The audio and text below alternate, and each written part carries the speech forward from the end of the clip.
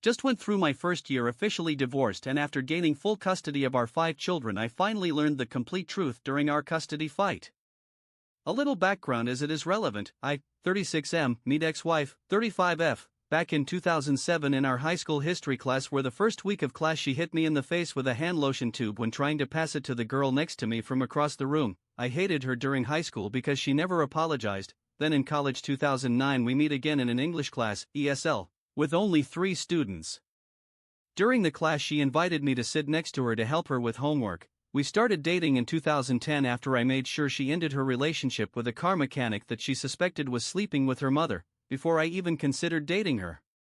She was my first girl and it was very emotional for me as I was kind of saving myself, but weeks later we found out she passed me an STD, chlamydia. I was inexperienced and asymptomatic. We found out after she started complaining, which I believed was normal for a new couple of teenagers that was being together up to 3 times a day. In 2011 I started a career as an IT in a local clinic and became very close friend with the vice president/HR and the hiring manager. This allowed me to help her get a job in the clinic and help her escalate fast from receptionist to assistant clinic manager. During this time I gifted her a cell phone under my cell plan, that during one of our dates she cracked the screen. I offered to repair it without even worrying, and while I was repairing the phone I found out that she was texting/flirting with a guy, as she got notifications. When confronted she excused herself, saying that she believed it was me trying to test her loyalty impersonating a different phone number. I didn't believe her and started distancing myself. When she noticed my distance she asked for 1-month break that I immediately agreed, but 1 week after the break she showed up to my room crying and imploring to get back, and to my surprise I agreed and continued to a normal relationship. This is important later. In 2013 she told me that she was pregnant, and after getting the news something in me got triggered and decided to do things right, to be a good partner, to be a good father and to be a good human. I traded my brand newer one and got a new Maxima so we could go to her checkups comfortably. I got a brand new house 3 months before our first princess was born in May 2014, furnished it to her liking. She asked me to be a stay-at-home mom and life was amazing for me. Although when we shared the news with her mother she told my ex-wife that she just had ruined my life, but her father and my parents took the news in a very positive way. Even with the bad reception of the great news I felt on top of the world with my newborn baby and my Floresita, little flower. Then we got married in 2015 as I wanted to do things right, not in the right order but try to do things right. Late 2015 we started planning for another kid as we were thinking it would be great for our newborn to have somebody to play with, and late in the year we found out that she was pregnant again. I was in heaven as I just opened at the time a consulting business and now we were expecting another baby. On her first checkup she found out that we were expecting twins, but when she went to share the news to my work office she was uncontrollable and crying. My co-workers later told me that maybe it was because she was nervous, and they asked me to comfort her the most possible. The twin girls were born in 2016 and their health was not very good, so after going through this challenge by her side, I became Christian and felt more connected to my ex-wife than ever as we were able to successfully overcome this hardship by relying on each other. I learned to love her to a deeper level, with her flaws and everything. I learned to love her as a human, not just as my wife. Every day on my way to work I would feel the sunshine in my face and be absolutely grateful to God for the life He had given me, for the partner that was by my side, and of course for my beautiful girls that by a miracle became healthy very fast. Life was good until 2018 when ex-wife started becoming more irritable for nothing, so I decided to invest myself even more. I tried to be more considerate of her emotions and for being a mother of 3 young and very active girls. I started hiring a cleaning lady to help her in the house as I was already driving home sometimes during lunch to make her breakfast, throw some laundry in the washer and to play with my babies in the living room. On the weekends I would do all cleaning.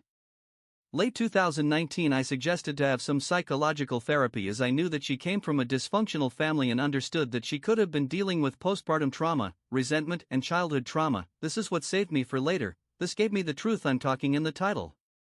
Then in 2020 the pandemic hit us and she started experiencing more problems. We went 9 months without intimacy and I just gave her space as I saw she was not taking the lockdown well. At least everything else was good as I was considered first responder, so I continued working and my side business grew more, supplementing my income very good.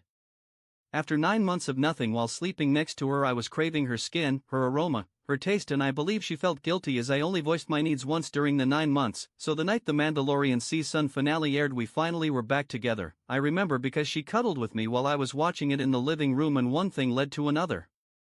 Ironically, she got pregnant again by that single time together, as there was no intimacy later. This pregnancy was also tough because after the 4 months she had to have absolute rest, but my mother and sisters were there to take care of her while I was at work. Another set of twins, but now I got my boy finally and my lovely little girl.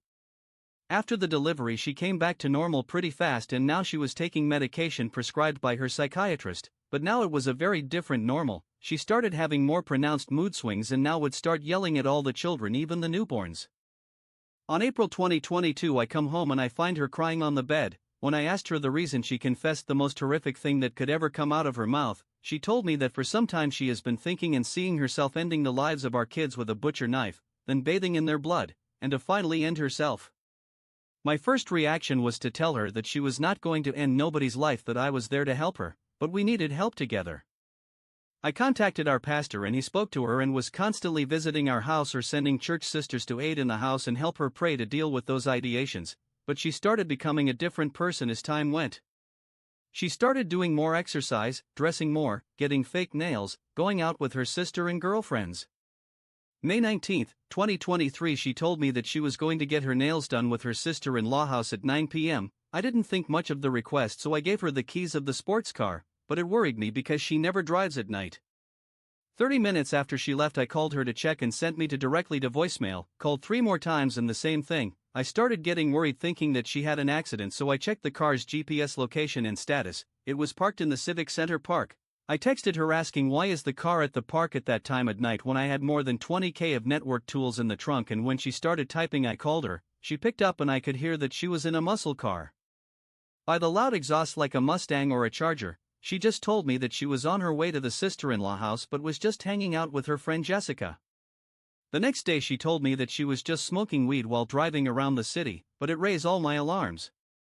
I just told her that if she was cheating I would let her go without a fight, just let me know as I don't want another STD in my life. June 2, 2023, out of thin air she approaches me to tell me that she was applying for a job and that she wanted divorce or a break. I didn't took it well and was the first time in my life that I cried. I could not process her request. But all the red flags hit me like a truck. Everything made sense now and I was having a hard time processing her request. At the end, and after about 2 to 3 hours of me crying in our bedroom, I told her that I could only give her 1 month break but no more. I only lasted 1 day out of home as I could not endure not giving my kids a good morning kiss, being welcomed from work by them and tucking them in bed every night. But from that day I started overcompensating for everything. I got her a week-long cruise to try to respark our marriage, shopping sprees for her clothing, makeup and shoes, tickets for a concert in San Diego for her, her sister and her sister-in-law, including a nice hotel stay. During this week I felt that I was extinguishing myself as I tried to win her back.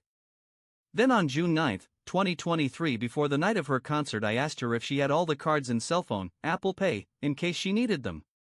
She handed me her phone and I updated everything. Something made no sense because she didn't have Messenger installed, but a couple hours earlier she sent me a grocery list. I decided to install it and boom, I found her talking to about 5 guys. She was sitting next to me the whole time, so I started checking everything I could and I found her talking shit about me, how she desired some guys. But the highlight was when I found out that she had been sending pictures of our 4 girls, 9, 7, 1.5 years old, and little man, 1.5 years old, with GPS coordinates of our house to a guy in Pakistan. She was exposing our children to a possible predator across the world. I just took my phone and started taking pictures of her phone, but when she saw me she snatched her phone and went running to our bedroom, locking herself there.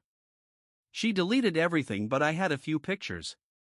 Everything switched for me. I was no longer looking for her approval. I was angry. I felt sorry for her. I still had a little hope that somehow she was manipulated and it was just a mistake. This mindset only lasted from June 9th until Father's Day, June 19th, 2023, when after dinner she told me out of her own mouth that there was another man, that he has always been there since we started dating, that she was never happy by my side, that she maintained communication with him especially after every pregnancy, that she was ready to go with him because he just finished his college.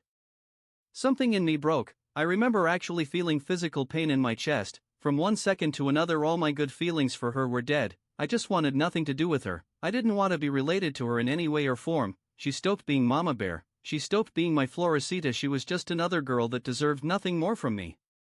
That night I started sleeping in my little boy's bedroom, no more asking her, no more waiting for her, and especially no more intimacy with her. I came to this conclusion after this kind of cold resolve filled my chest: I will protect my kids from at all cost and I will not make any mistake. I will not give her ammo against me was my motto.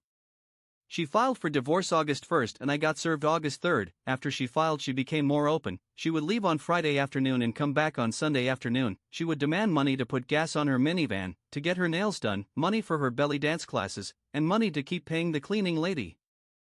I decided to keep the status quo but no longer fund her lifestyle, so I told her to get a job. I became methodical, calculating, and cautious. I didn't leave the house although she would demand that I would leave almost every day. I finally got my divorce decree on May 2024 after 4 hearings where we both self-represented in her dragging everything in attempts to keep the house, keep the sports car and the minivan, and leave in the streets milking me of money while only allowing me to see my kids every other weekend. On March 28 after our last hearing she decided to go to a week-long vacation to Mexico with her lover. I used this week to take everything mine and settle with my kids at my parents' home.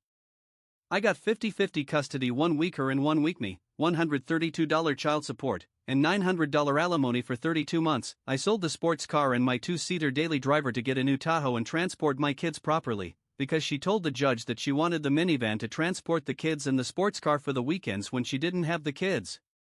I also got court-ordered DNA testing for all my kids given that she kept in touch with her lover throughout the whole relationship. They are all mine, thank God. The arrangement of 50-50 week on week off went good until August 4th when by text message she told me that she would not hand out the kids to me anymore. She changed them from school and didn't share where they were located. I could not see my kids for more than 2 months, and when I texted my older girls they would tell me that they missed me and sometimes would tell me that they were scared of me. It was the ex impersonating my kids. Every week I would file a police report for failure to follow court orders. I would not react to her taunts until October 4th that I secured a family attorney. But not just any attorney but the best and most ruthless in the whole county that got me emergency custody of my kids. On October 8th the judge granted us the emergency order and that afternoon after a 3-hour standoff with 4 police officers and the server at her apartment I finally got to see my kids again.